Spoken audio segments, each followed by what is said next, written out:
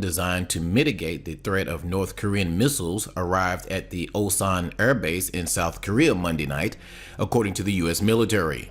The announcement comes just a day after North Korea test-fired 4 ballistic missiles into the Sea of Japan, also known as the East Sea. China has voiced opposition to the proposed placement of the military hardware known as the Thermal High Altitude Area Defense System, or THAAD, which it sees as a threat to its own security. We will firmly take necessary measures to preserve our own security interest in the U.S. and South Korea must bear the potential consequences, Minister of Foreign Affairs spokesman Jing Shang said Tuesday.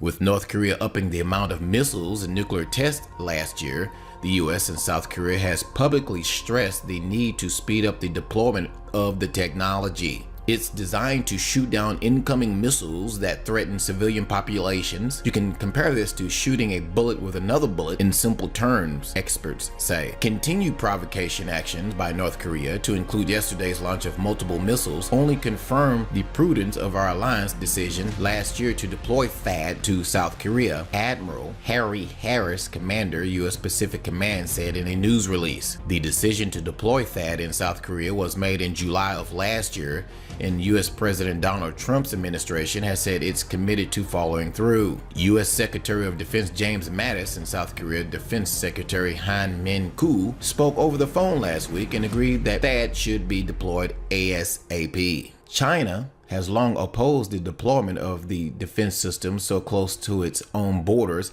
and has called on U.S. and South Korea to stop the deployment. One concern is that THAAD's advanced radar system could be used to spy on China's activities rather than monitor incoming missiles from North Korea, according to Mark Tokla of Korean Economic Institution of America. China also worries THAAD would undermine its ability to respond to an attack on its own soil, says Tokola, a former deputy chief of mission at the U.S. Embassy of Seoul. In a fiercely worded commentary published by China's official news agency, Xuna said the lowered board would hurt the Chinese people and the consequences could be severe if it went ahead. Lot stands to lose Chinese customers in the Chinese market. That would be a very large slice out of their business pie, said the commentary, which did not carry a byline. The South Korean government said last week it believed Chinese authorities had told travel agencies in Beijing to stop selling trips to South Korea, intensifying fears of a trade war between the neighbors. The Chinese government, however, denied any knowledge of such an order. If Beijing did choose to retaliate through trade, it could make a significant dent. China is South Korea's largest trading partner, with the latter exporting up to $142 billion each year to the country. Almost half of the 17 million people who visit South Korea last year were Chinese, according to the data from the Korea Tourism Organization. Now, the system wouldn't completely shield the U.S. and its allies from North Korean missiles threats. It's aimed solely at defending South Korea against missiles from North Korea,